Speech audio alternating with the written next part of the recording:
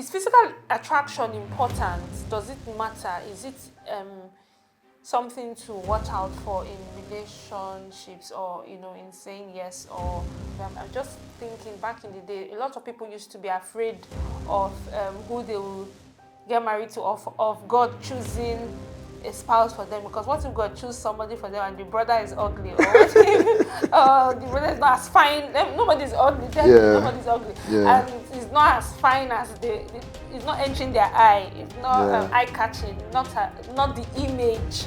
Well, the thing I would say is, when it comes to relationship, does physical attraction matter?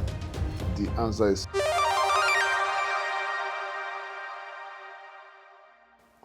you need to come close to me this way. Just you start to say I should come close to you. Finish. Hi guys, hi everybody. Thank you for joining us on this journey today and on this episode. Hi, Zain. Hi. Yeah. So let's talk about physical attraction. Physical attraction in relationships. So there's that tendency, on the one hand, to say, "Oh, we're spiritual people. You don't look at the outside. You don't look at the packaging. You focus on the content and not the container." But what if your spouse is ugly? Nobody's ugly. Everybody's wonderfully made in the image of God. But I guess what I'm saying is, where's the place of? Is physical attraction important? Does it matter? Is it something to watch out for in relationships, or in saying yes? Or where's the place of physical attraction? And then, is there something? Maybe you like somebody, but you don't like something about them, or is there something people can do to be more attractive that is not extreme? So just a little bit of upgrading the OS, or rather than changing the whole software. Apologies to all computer scientists, I don't even know what I'm talking about. Yes, but I guess you have a sense of that question. Well, the thing I would say is, when it comes to relationship, does physical attraction matter? The answer is subjective. Okay. Yeah, so it's left for you to decide what physical attraction means to you. Oh, okay. What in that sense. Beauty means to you, what handsomeness means to you. There is no hard and fast rule about this. So it's basically subjective. But there are some unrealistic subjective views. Because some people have expectations of a partner that is not attainable. So I think if it's the bottom line, if whoever you are dating with, if your both idea of beauty and handsomeness is okay, for me, I think that solves it. Yeah. Okay, so because from a subjective Christian perspective now, in quotes, a broad Christian perspective, I'm just thinking, back in the day, a lot of people used to be afraid of who they will get married to, of God choosing a spouse for them, because what if God choose somebody for them and the brother is ugly, or what if the brother is not as fine? Nobody's ugly, nobody's ugly, and it's not as fine as it's not entering their eye, it's not eye catching, not the image they have. If maybe in that kind of scenario, if maybe you get someone and maybe the one you think God gave to you is not beautiful, you say, God, why have thou forsaken me? So then if the person is beautiful, you say, God, let your will be done. Yeah, that's right. Yes, I'm just. I mean, of course, God doesn't force people down your throat. So there's that thing of, I like this person, but he's not tall enough. Or I like this person, but he's not this. She's not this enough. She's not fair enough. Or I know God honors or God is okay with us having desires. God is not against us desiring. But where's the balance now between that? And then does physical attraction grow? Because I think, is physical attraction part of what people say when they say, "I'm falling in love"? falling in, I have butterflies in my stomach. Is physical attraction, that chemistry, or is it just on an emotional? We connect on an emotional level, Like I said, it's subjective. What attracts someone to someone is different from person to Okay. person. Yeah. So it all depends on you, and there is nothing wrong to have such kind of desires. If you want to marry a handsome man, good for you. You want to marry a beautiful man, sorry, a beautiful woman, good for you. If you don't mind, Yeah. good for you too. The bottom line is, what do you really want? And I think before beauty, there are some things that you should consider, and there are some things that you shouldn't consider. So if you are to have a scale of, or have 10 things you want in a spouse, definitely, and beauty, if their facial or physical appearance Yeah. matters to you, then it should come in the list. But well, where it should be in the list, I cannot say. But I think there are some things that should be of more importance than just physical outlook. Yeah. Oh, that's good. That's a really good point, because at the end of the day, no matter how handsome the person, it's only in AI and ChatGPT that the image will ChatGPT. It's only with artificially generated images that the image will consistently remain the same, and no matter how perfectly sculpted your partner's body is, with time, things will age, things will change. So if you are basing your relationship on just physical attraction alone, over time, it will the become law a of matter of diminishing what return. I married versus what I got. So I think that's very crucial. There are some more tangible things that will outlive those ordinary things. No matter how much your partner is handsome or beautiful today, with time, some of those things will erode. There are things that would last longer than just the physical attraction. So I think those are the things you should look at. And one of them is the values. What kind of value does this person have? All right. Then character. What kind of character or characteristics does this person possess as a person? Those things are beliefs, and also spirituality. These things might look very mundane or very minor, but they are many times the major things. And when it comes to beauty and handsomeness, there is nothing wrong about it.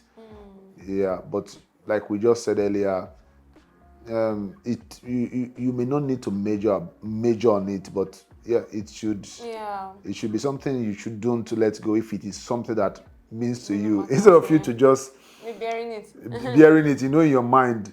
You would have loved something else, but because you are trying to obey the will of God, and then the person looks like you're carrying your cross. No, not to obey the will of God. You don't want to look carnal. You don't want to look as if you are too... You're trying to be religious. Exactly. And you're not true to yourself in that sense. I like a woman that is shaped like this. I like it. For me, I always loved I like intelligence in a woman. Yeah. If I see a woman that is intelligent, for me... So intelligence is beauty for you? For me, intelligence is not just beauty, super beauty. If I was to do Miss World, for you to qualify for my own project, you must have brain, not just the physical brain, but a very good working brain. So for me, I'm very much attracted to intelligence. Intelligence, yes, you get me there. So, but if it's just fine face, yes, I like fine face, but for me it doesn't come first. And even intelligence does not even come first for me. So, but I mean, if in my list I have physical appearance and intelligence in my list, definitely intelligence will come first before. And for me, otherwise we won't be having this podcast. So I think it's gonna be very miserable for me, someone like me that like intellectual things to be doing a podcast with someone that only has a fine face to give to camera. I mean, it's going to be.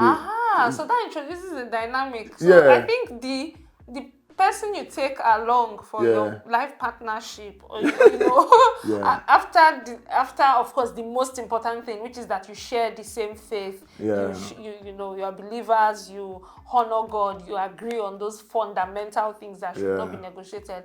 I think what now matters on how you rank your to-do list, to get list, your shopping list or whatever, is where you are headed, your purpose. Exactly. Because if you were a TV advertiser now, something, a fine face might be enough. I mean, no need to see anything. Yes, but a fine face alone is not enough.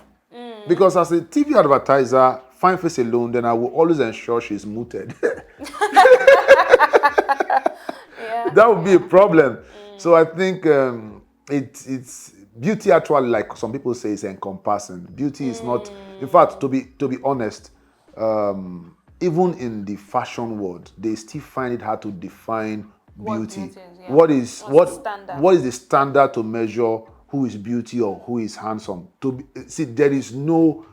There's no dictionary that can give you a good answer to how beautiful a person is, to be said before you can say this person is beautiful, or how handsome a man should be before you say this man is handsome. There is no actual, proper, perfect definition to this. So you don't need to use your mind to now think you are less handsome or less beautiful than anyone, because in the actual sense, there is no yardstick to measure ugliness or beauty. It is just perception, an assumption, and a person's, and those things are subjective views.